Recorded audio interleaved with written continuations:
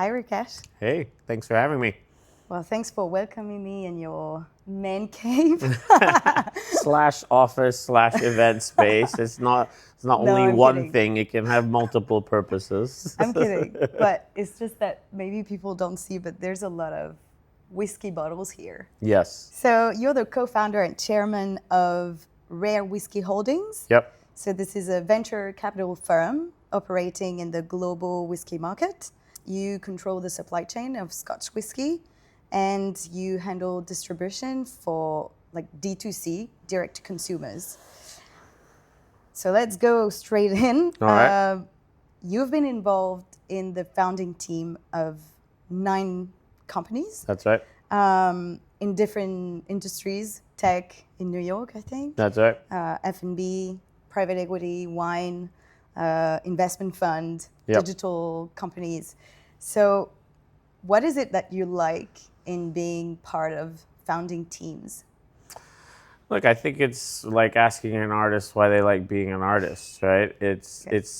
You think you're an artist in I think it's in about business? I think it's about creation, right? Yeah. I think there is parallels. I'm not considering myself an artist. That's a bit too egotistical. But I think it's. I think there is a period where you come up with an idea, right? Yeah. Or maybe a group of people come up with an idea, or an idea develops over time.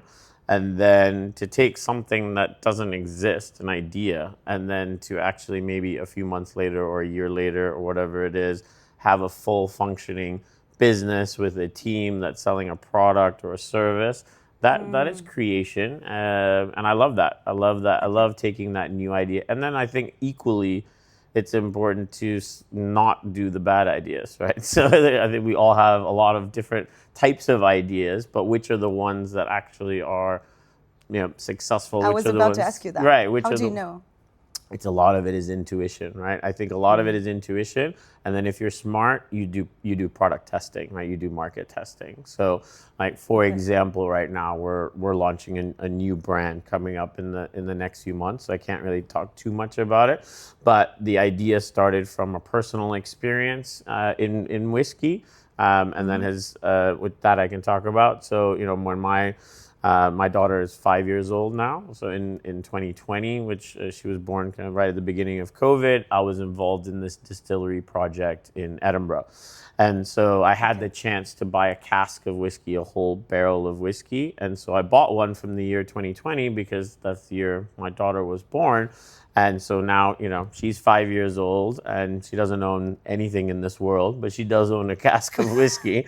Of course, she's not drinking it, and I'm not even drinking it. But the idea is one day when she's 18 or 21 or 25 or 30, there'll be this amazing cask of whiskey, which is just as old as she is, which could be used for her birthday or her wedding or gifting, or look, if it's gone up a lot in value as the father of the bride, maybe we sell it and pay for the wedding, right? So that's another. So look, we're trying to take that idea, coming back to your question, and see who else might be interested in that type of purchase, right? And creating a bit of a brand around that, and that's what's coming up in the in the next few months for us. So we tested that idea. It was my idea to start with. And then we product tested it before we launched. Sorry. Okay, so it's a mix of intuition, and intuition can be like, I mean, it speaks to me, but also a little bit vague. So this plus, I mean, I guess it means also experience and testing the market. You got to find a way to test the market, right? And I think in some cases that's hard. Obviously, if you're building a whole technology or a whole new app or anything, it's a little bit harder to test. But you can test along the way and make sure that you're getting positive customer feedback on what you're building. I think a lot of times people who start new businesses grow a whole business and then go to market and try to convince people that this is what they want. And I think in my opinion, the better way to do it, which a lot of successful entrepreneurs do, is to make sure you're staying in step with the market and in step with your customer to get feedback on everything from what is your product, what is your service, what is the pricing, what are the geographies that work best, all of that stuff. And what led you to embark on this Rare Whisky Holding journey? So I moved to Hong Kong, or rather back to Hong Kong. So I grew up here as well. I lived in New York, moved back to Hong Kong in 2009. I was involved in the wine industry first. Did that for a few years, loved it, but super competitive. Margins were getting lower. It was just a difficult industry to be in. So fast forward to kind of 2013, 2014, that's when I first got involved in whiskey. So that's when I started the world's first private equity fund to invest in whiskey as an asset class. And really it just came from a lot of trial and error. So I was in wine. I know I wanted to stay in the wine and spirit space. I know I didn't want to be in wine anymore. And at that time in my personal life, I started drinking a bit more whiskey, and I was interested about single malt whiskey and thought that, hey, I think this is a category that, especially here in Asia, people are just starting to get into. There was a little bit going around Japanese whiskey, but this is 10, 12 years ago. So it wasn't like the world that we're in today. And so I literally just spent a whole weekend researching everything I could find on the internet about the Scotch whiskey industry. And what I found was this imbalance between supply and demand of old and rare single malt whiskeys. And that led to the creation of the Platinum Whiskey Fund, which we ran for 7 years, which was a private equity fund focused on buying bottles of old and rare whiskeys. And then one of the big learnings we had out of that was that we didn't really control the exit strategy because we were a wholesaler, right? We were buying and selling, we had 12,000 bottles of old and rare whiskey at one point. So then Rare Whisky Holdings now is the company where we invest in companies, mostly so far in Scotland actually, that are involved in different parts of the supply chain. So we don't get involved in making the whiskey. We're not we don't have a distillery. We're not actually making. We leave that to the great people who have done it for 600 years. We have an auction business called Whiskey Hammer. We have an e-commerce business, Still Spirit. We have our own cask company, our own warehousing. We have our own independent bottling brand called Halcyon. So this whole journey has been an evolution of learning, seeing where we were maybe not where we didn't meet customer needs, and then adding companies or investing in companies that add that particular need for people who are into and want to learn about whiskey. That may sound like a dumb question, but what exactly is the difference between the company before and this one?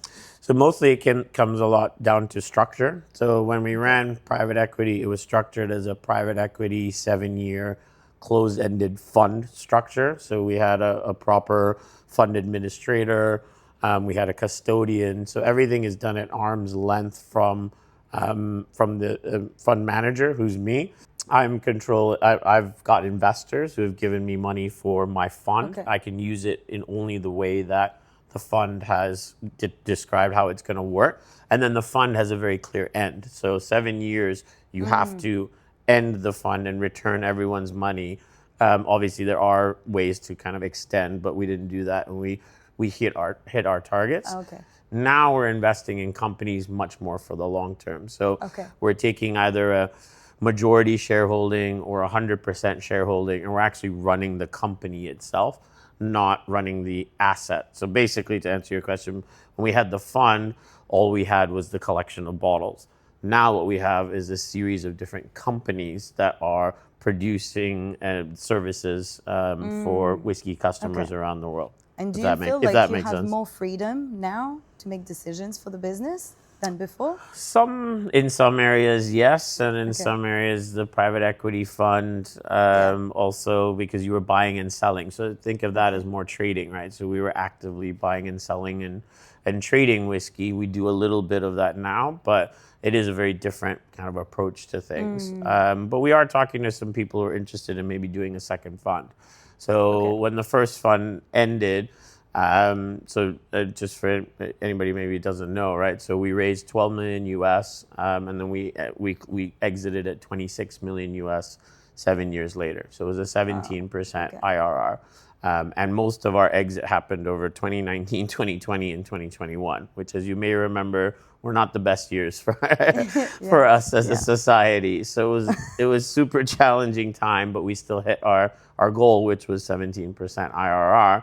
And so there was a lot of interest to do a second fund, but we felt the timing wasn't right. And in the last few years, we have actually seen the prices of whiskey come off a little bit. In the last 18 months particularly. I think that's across all luxury kind of demand has come off globally. So we actually think now, you know, when prices come off a little bit, it's that opportunity to buy when things are a little bit lower, there's more supply, and then have that opportunity to obviously see things on the rise again, you know, in the next, let's say, 5 years. But that whole world of private equity has changed quite a lot as well. Yeah, is there anything very, very certain in those times? I'm not sure. I don't think there's anything certain in these times either. I mean, what do you think of the world today right now? That's a big question. But I would say uncertainty is just the main thing. Theme? Yeah. I mean, I'm not pessimistic. I'm just... It's just what it is, you know, you have to navigate this. I think it depends what industry you're in, right? So, I mean, I have a lot of friends who are in manufacturing of goods in China that they're selling to the US. I mean, things could not be more uncertain for them, given obviously the tariffs. And I know it's a pause right now, but nobody knows what's going to happen at the end of this 90 days, right? But outside of those types of businesses, it seems to me that people are kind of settling into that uncertainty a little bit more now, in the sense that, like, we know there's going to be this erratic behavior, and we know that, you know, how governments are going to respond. So I think the first 3-4 months of 2025 were pretty crazy. I'm hoping the rest of the year is a little calmer. But I think we all learned a lot from 2020. Yeah. And it was like, oh, you need to be prepared for what's coming next, though. During COVID, you will learn a lot about resilience and so I feel like I agree with you. I think, like, the resilience, yes, but you know, we really didn't. We were in the hands of the governments then, right? Yeah. Like, especially like here in Hong Kong, we didn't know when they were going to allow travel again, things like that. So now I think it's a different type of uncertainty in the sense that, like, we're free to move around and kind of do whatever we want. But the world around us is changing very quickly, and we have to figure out kind of how to adapt in that kind of ever-changing world. But I think that's kind of the fun of being an entrepreneur, to be honest. That's one of the things I love about it, actually. Yeah, pretty much. Yeah, and actually about that, last time we spoke, you told me that kind of your goal was not to work in corporate because it's not for you, and pretty early on you kind of figured this out. So how did you figure this out? Like, what happened? I think two things. For me, my dad's an entrepreneur. So, you know, big shout out to my dad, because growing up in that, and my mom actually, both my parents are entrepreneurs, and they both had their own businesses when I was growing up. So I remember going to their, you know, I'm talking when I was 13, 14, 15. I was always around that culture of, you know, relatively small teams. My parents running 2 different companies that were actually related. So I think that whether, you know, it was conscious or subconscious, I think was kind of always there, that drive. And then, but I remember, you know, specifically, you know, being in my early 20s, I got a job offer at Cadbury Schweppes to be an assistant brand manager for, I can't remember which brand, one of their candy brands or something like that, or a drinks brand. And then it was a fast track. So they showed me, like, okay, you start here, and then 5 years, 10 years, you know, and when I went and listened to that, I couldn't be less interested. Like, there was just none of that sounded fascinating to me at all, that you have to wait this long to, I guess at the end of the day, what I'm trying to say is I'm very not patient person. So I think for me, I like being in control of how fast or how slow things are moving, and being able to control my own destiny with that, for better or worse. It's not like everything always works out, right? But for me, I think I knew pretty early on when I was offered that I didn't want to be in this structured path for the next 20 years. Is it really that you're impatient, or is just that if you're told that this is the the path for you for the next 10 years. Yeah. Yes, 10 years can be long, but if you know what the next steps are, of course it's boring, you know? Yeah, I Because think there's a maybe part of that. you can wait maybe longer for something else if you're on another track because you don't know what's going to happen. Yeah, I guess what I mean? Yeah, I guess that's true. But I think there are some people who like that, who like to know what's Yeah. coming ahead, who like to have more of their more of their life kind of planned out, depending on the type of profession they go into. I think a lot of people, if you're going to become a doctor, especially in the U.S., that's a pretty clear Yeah. 12-year, Yeah. path, and some people are really into that. So I think it just depends on what you're into and what your passion is. But I think a lot of people also, I think, have a lot of risk associated with entrepreneurship, and it does have a lot of risk. I'm not saying otherwise, but people are scared to take that first step a lot of Yeah. times in setting up your own business. It's not an easy thing to do, but once you're in that world, I guess I'm on the other end. I'm kind of addicted to it now. So I hope, knock on wood, I never have to, work for a big, large company again. That would be, for me, a life well lived. Yeah, it's just it comes down to your philosophy. I mean, And what you enjoy.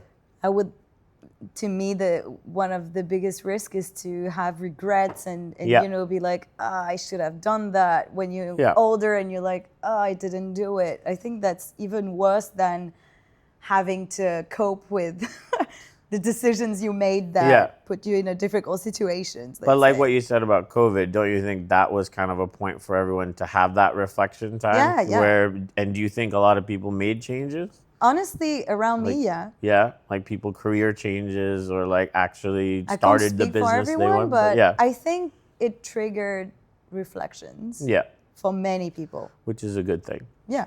Yeah, and I mean, look, even for myself. Okay. So, how did you change then? Well, I was in corporate before. Oh, right. Okay. And I'm happy I worked in corporate because is this podcast because COVID happened? Is that what you're saying?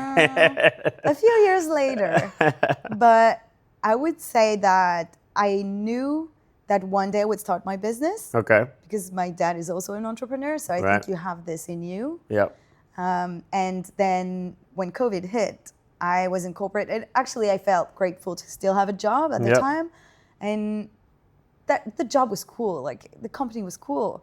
But then after a while, I was not learning so much anymore. So I was kind of, okay, what's next now? I need something else. And then you're just locked down and you can only just think. It took a few years. And then 2.5 years ago, I settled in Hong Kong. Right. Big change. And everything changed. Like I moved continent, and I started my business. Yep. And then I started my podcast, and then I got married. So So there's a lot of change for you in a small amount of time, right? What's key is just to have some time to reflect on, are you on the right track? Yeah. Okay, so now I have a few quick questions for you. Are we doing a rapid fire round? All right. Exactly. Okay.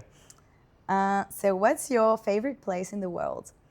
Wherever I am with my daughter and my wife is the correct answer. And also, we as a family, which happens to be the second part of the answer, we love Edinburgh. So Edinburgh, we try to spend actually some time every summer in Edinburgh. We love the fact that the sun sets at 10:30, 11 p.m., that my young daughter can go to the playground after dinner. And we love the culture and the food and the people, and the whiskey doesn't hurt. The best food to eat while drinking whiskey? Is to not be eating anything at all, ideally. Okay. So whiskey is not like wine where you're kind of doing a pairing. I love wine. If we're having dinner, I'm gonna order wine. So there's a lot of great food pairings. I think the best thing for whiskey is to enjoy the whiskey, to be honest, and just leave it alone. If you had to, maybe some light chocolate, so nothing like too nutty or too over the top or too caramelly, but like a simple chocolate. Okay. Actually pairs quite well with most whiskeys. And then you could do, again, some cheeses, but again, no blue cheese, no soft cheese. Harder cheese, simple, Simple flavors because you want the whiskey to be the star. Yeah. So this is a complement, not a pairing, if that makes sense. Okay. The most expensive whiskey bottle you ever bought or tried? The most expensive bottle that we bought was in the fund, and this was in 2000, I want to say 15 or 16, so this is about 10 years ago. And I got a call from my business partner at the time, David Robertson, who used to be the master distiller at Macallan. Okay. And he said, there's this bottle for sale, because he was helping me buy bottles for the fund.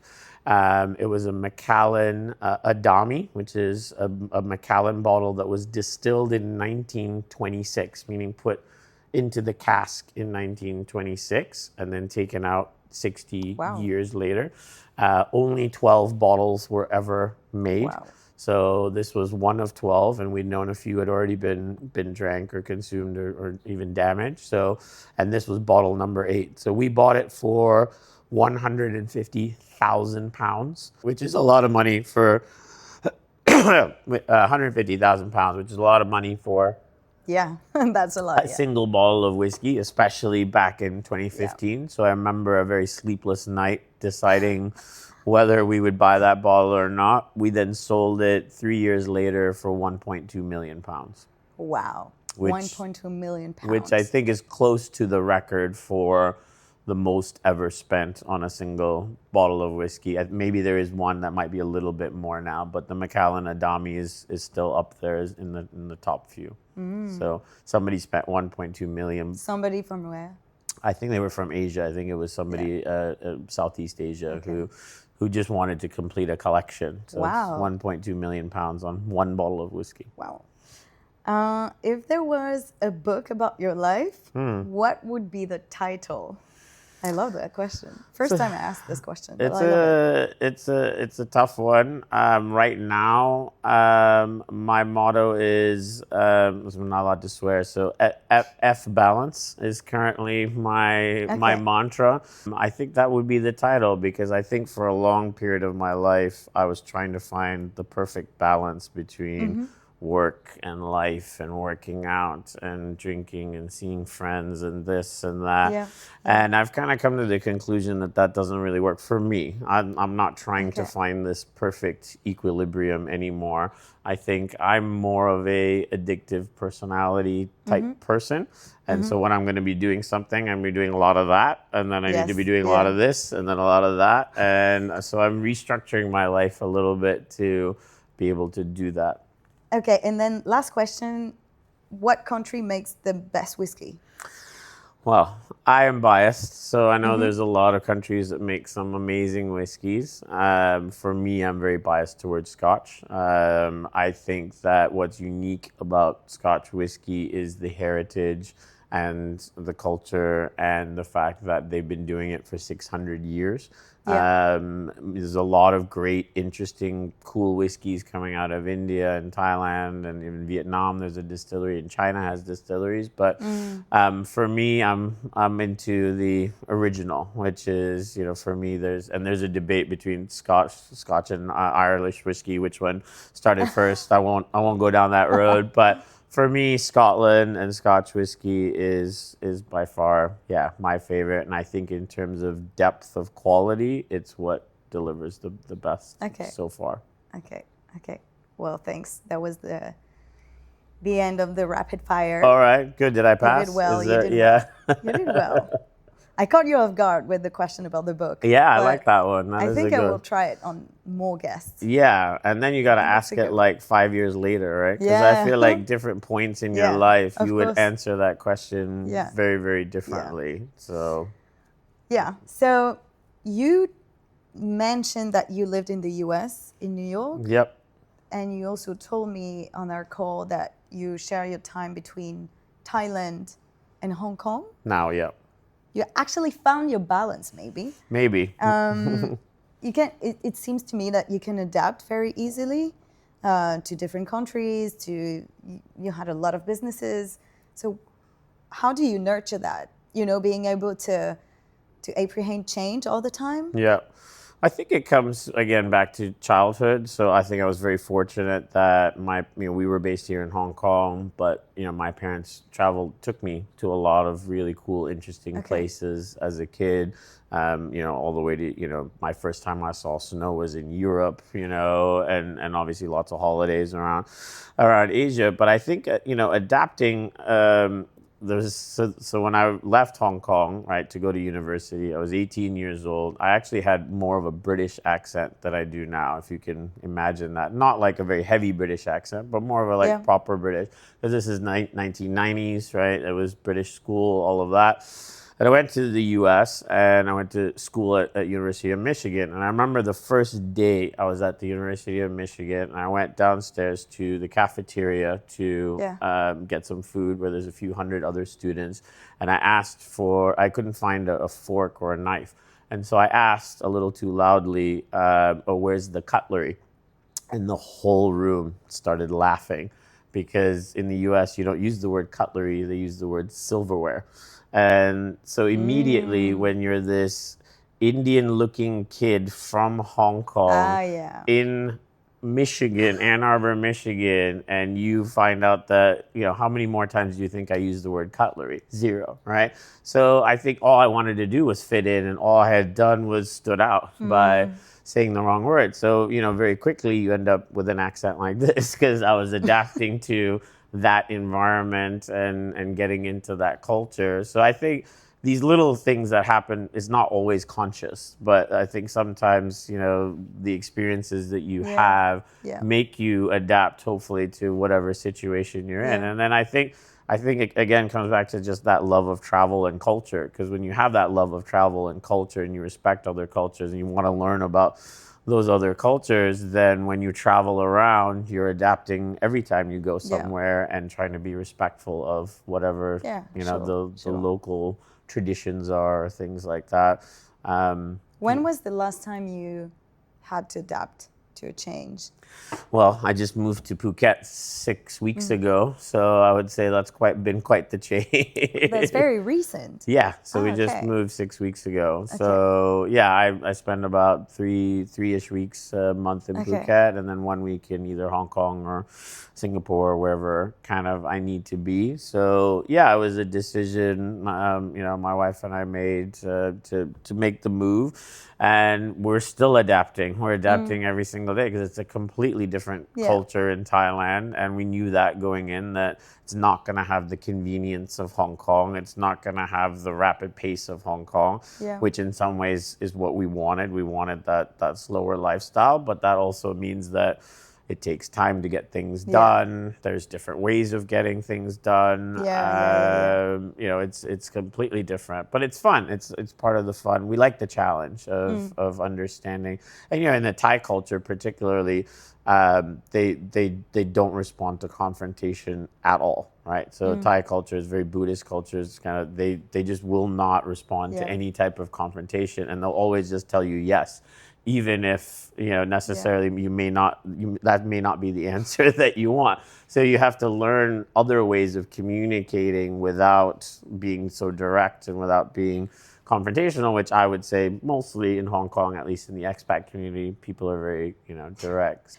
So before we try the whiskey, can you tell us something we don't know about whiskey?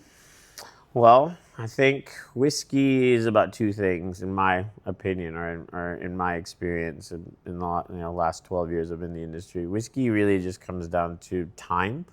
And for me, it's about creating memories, so which are related, right? So whiskey only ages when it's in the cask, right? So when it's in the wooden barrel in the warehouse in Scotland or Japan or wherever it is, that's when all the aging happens. Once you take the whiskey out and put it in the bottle, all aging stops, which is the opposite of wine. Wine continues to age in the bottle, right? So the whiskey we're going to try, for example, is 40 years old. So it spent 40 years in the cask maturing, and then once we put it in this bottle, that's it, right? But have you had a 40-year-old single malt whiskey before? Great. So that's my second point. We're going to create a memory right now, right? So hopefully this will be something you maybe enjoy or maybe not. But either way, it will I'm be a super memory. honest, so I But will either let way, you it will know. be a memory, right? So I Yeah. think whiskey is about moments in time where you get to share special experiences, sometimes for the first time, or sometimes as Yeah. a celebration,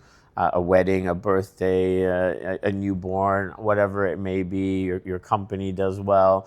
And I think whiskey can be used as a timestamp in a way to showcase kind of that memory. Because the next time you have that whiskey, you kind of remember back, or the next time you try a different whiskey, you may be, oh, I remember this 40-year-old whiskey I tried with Rickesh, and this is different in this Yeah. way. Yeah. And Yeah. that's, so for me, That's somehow poetic. well, I think that's the beauty of this industry. It's about time. I think the other part is it's about time and patience. So you can't rush making a 40-year-old whiskey. We have to wait 40 Yeah. years. There's no Yeah. other. And in this world of instant gratification, where literally if I'm in the lift and the website's not loading, I'm getting upset because it hasn't gone to space and come back in 3 seconds fast enough. This is the opposite. This is Yeah. all about patience and time and creating these memories. Yeah. When do you spell whiskey with an E? Yeah. EY or Y? Yeah, so it's all geographic. So Okay. so Scotland and Japan spell it without an E, and America and Ireland spell it with an E. Oh, And and what's then- the difference between whiskey, Scotch, So and bourbon? Yeah, so Scotch is single malt whiskey and Okay. or blended whiskey, but it's a blend from mostly malt and grain. This is getting kind of more technical probably than you really care about, so I'll keep it kind of simple. But it really comes down to the base ingredient. What are you using to make the whiskey, right? Okay. So whiskey is a combination of water and yeast and then some kind of grain, right? So in Scotland they're using malted barley. So that's what. So when we say single malt whiskey, it means it came from a single distillery and was made using malted barley. And bourbon, they're using other things, including rye and etc. So it's just different base ingredient, Cool. raw Let's material. try. Yeah. So Yeah. I wish we could hear the sound of the bottle opening. there you go. Thank you. Do you want me to tell you a little more about it? Yeah. Or? Yeah. Okay, so this is a 40-year-old blended whiskey. So it was first put in the cask in 1976, and then it was put in the bottle in 2016. So main thing to know here, you may be an experienced whiskey drinker or not, but the main thing that two mistakes people make. One is they do a lot of this because they drink wine. And when you do that, all you're doing is moving the alcohol all the way to the top. So What do you people mean by this? Because swirling. Yeah, swirling. maybe some people will just Yes, listen. sorry, yeah. So when you're swirling the whiskey a lot, you're just moving the alcohol to the Okay. top. So then people swirl and drink, and then they go, "Oh, wait, Yeah. it's too strong," right? So don't Okay. swirl it too much unless you're adding water. The second thing is, I'm sure you've eaten something today, maybe had a coffee or a tea or whatever. So your palate's not really ready to drink this whiskey yet. So with the first sip, if you're willing to try it, actually just swish it around the inside of your mouth for a little bit, even just for 4 or 5 seconds. That's not drinking or even tasting whiskey. You're just priming your palate, Okay. preparing your palate to be able to then taste the whiskey. So the first sip, just swish it around your mouth if you can, a little bit under your tongue, a little bit to the left, a little bit to the right, top of your mouth. And again, all you're doing is preparing to move up to now this whiskey. And then now, here we can try to do that noise. Try your first 40-year-old blended whiskey. So this is a blended Scotch. We don't know the exact distilleries it came from, but it's from a mix of distilleries in Scotland that were blended together to create this, what I consider very smooth, very caramel. How would you describe the For me, flavor? the nose, like what I'm getting, and I'm sure you can chime in as well, because if you drink wine or anything else, it's a lot of kind of the same notes. Is I get a lot of dried fruits, apricots, a little bit of nuttiness, a little bit of caramel. So this is a space side, Caramel. yeah, sherry style whiskey. And then for me, it's very smooth and easy to taste. I didn't know the trick about the first step just to prepare your palate, because Most people don't. Yeah. I feel like there's something in my palate everywhere that Yeah. is different. So what you're doing is you're coating, right? Because you have you again, you've had coffee, things to eat, so all of those things are left, right, in that environment. So before we go to this 40% plus ABV alcohol strength whiskey, you need to get yourself Yeah. the saliva, everything ready for that. So every time you drink, before you drink a whiskey, no matter what you've had that day, you should do that. I was taught, actually, ideally, we only did it a few seconds, but if you could muster the courage, try to go like 20 seconds or 30 seconds. It might sting a little bit or burn a little bit, but then every sip after that will be much easier because you've, again, prepared or primed your palate for being able to taste whiskey. Well, thank you. Oh, my pleasure. Thanks for indulging and trying something new, right? That's kind of the fun. So you told me that when you were living in New York, you were there when it was during 9/11, right? I moved there. I moved to New York in May of 2001. Yeah. So right Wow, before, okay. 3 months before 9/11. And you moved out of New York into April 2009. So right after the global financial crisis. Yes, So yeah. super fun bookended yeah, experience yeah. in New York. So did those experiences Yeah. kind of impact your mindset or your vision of, I don't know, life, the world? I don't know if it impacted my mindset What of were the you doing on world. 9/11? Where were you? We were in Midtown at a board meeting, actually. So I was working for a nonprofit organization called ISEC, which I was part of in college and university. And I had just joined the full-time staff, which is based in New York. And we were having a meeting. Actually, we were supposed to have a meeting. There's so many of these stories, and we're just one of them. But we were supposed to have a meeting in American Express Tower, which is downtown, very close to World Trade Center. And then the meeting got moved to another board member's office, which was PwC Tower. So we were in Midtown, and we were already at the meeting because this happened pretty early in the morning in New York. And somebody came rushing in and told us what had happened. And we went over to the windows and tried to turn on the TV and just tried to understand what had happened. So, you know, the way New York is, it's a grid, right? So even if you're on 50th Street, if you stand on the street, you can see all the way straight down. So we could see something had happened. Nobody really knew what was going on. I think my first memory of that is you could see CDC trucks, Center for Disease Control, swarm the city. So they actually quarantined the city of Manhattan. They shut all the bridges and the tunnels relatively quickly because they didn't know if, and on top of it being a terrorist attack, if there was some level of poison or something that was going to be released into the city. So yeah, we walked home. Everything, the streets, people abandoned their cars in the streets. The subway obviously wasn't running. So it was a very, very impactful, devastating kind of experience. And we all waited around really wondering if World War III had just started.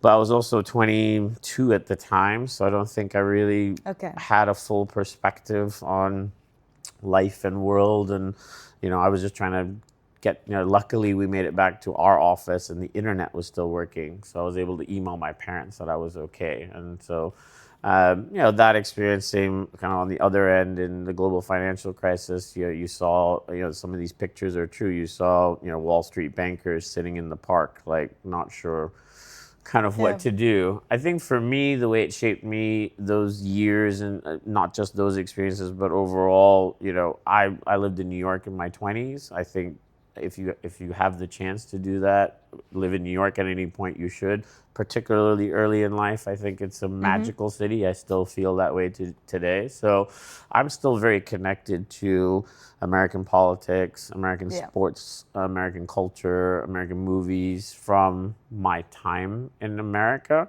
But of course, now I've been in Asia for 16 plus years, and we just moved to Phuket, so we're clearly not looking to move to the U.S. at any time. But I think understanding, whether you love the US or hate the US, it doesn't really matter. But I think understanding the US is a part of understanding the world, because it is, whether you like it or not, I think one of the still largest cultures and predominant, obviously military, et cetera, and economic power. So I think it helped shape me in a way that it's one piece of a bigger puzzle, much like living in Hong Kong has shaped me, and and traveling to the Middle East has shaped me, because the better view you have of different pieces of this puzzle, the better you can put the puzzle together and understand a little bit about what this crazy world is all about. A little bit. I think it reminds me of the very first episode I recorded of this podcast with the founder of Monojik. It's a F&B, a marketing agency specialized in F&B. Okay. And she actually had a wake-up call when she was a student. She was in Spain, and she survived a terrorist attack. Oh, wow. It's like the 50-plus episodes. Yeah. And it reminds me of this. Okay, I have 2 more questions for you. So one is, again, about whiskey. It's a very male-dominated world. So I'm just curious to know why. Because, if we go back in time, in the 20th century, like people were more, it was more for men to smoke and drink. Right? And then women started to do that too, which is, good because they do whatever they want, but also maybe don't copy the bad habit. But anyway, you know what I mean? Sure. So more and more women smoke and have like lung cancers and all of that. Right. But they experience it more like drinking and partying and all of that. So maybe it's also because of that. But they drink wine, for example. It's like white wine is the cliche of what a housewife would... Rosé particularly. Like Chardonnay would be, Chardonnay, you know what I mean? So why is the whiskey is still very, to me, it sounds like very manly, you know? I think you answered a little bit in the question, but obviously I think society shapes that, right? So you look at James Bond movies, or we look at Mad Men, which was a very popular TV show in the US of ad men drinking in the 1950s. They were drinking whiskey, right? And back then women, if they had jobs, they were mostly secretarial type positions, they were mostly housewives, all of that. So it's actually it's not been that long. We're talking about maybe 1 generation or 2 generations where their role has completely changed in some societies, not even in all societies around the world, right? So I think it is changing though, and it's kind of exciting. So even for us as a company, my business partner, since I started this whole thing, is a very, very strong, supportive, fantastic female who loves her whiskey. So, and she's not the only one, I know that. But I think what's super interesting is, for example, we went to Shenzhen. Must have been last year. And it was the first time I'd been to Shenzhen since before COVID. So I hadn't been there in a while. And we were chatting with some whiskey bar owners, et cetera. And they were telling us actually that, at least back then, just a year ago, but there was a big interest in whiskey from a younger female audience. And we were trying to delve into that a little bit. And I thought what was interesting is, because they didn't really watch James Bond or Mad Men, right? They weren't influenced by that culture. No one really told them, oh, no, whiskey is for men and Chardonnay is for like that. They never had that preconceived notion. So they love whiskey, and you'd have groups of women going to bars and putting a bottle in the middle and gumbe and enjoying the whiskey. And even more interesting, I thought, is that they were loving the peatier style of whiskey. So not this kind of caramel sherry, but like the smoky, like, like, which I think is sometimes a little bit more even difficult sometimes for non-whiskey drinkers to drink. So it is changing. I think what's interesting, you see Shenzhen as an example, and maybe there are other places around the world, I'm sure, but when you don't have that stereotype from media and Hollywood and all of that, then you're starting fresh. And when you get a chance to start fresh, there isn't this same bias. And I think that is something we could do a much better job of in the whiskey world, to be honest, is to appeal more to the female audience, and particularly to the younger female audience, which because I think it's is an untapped potential for huge, right? Huge, right? There's way too.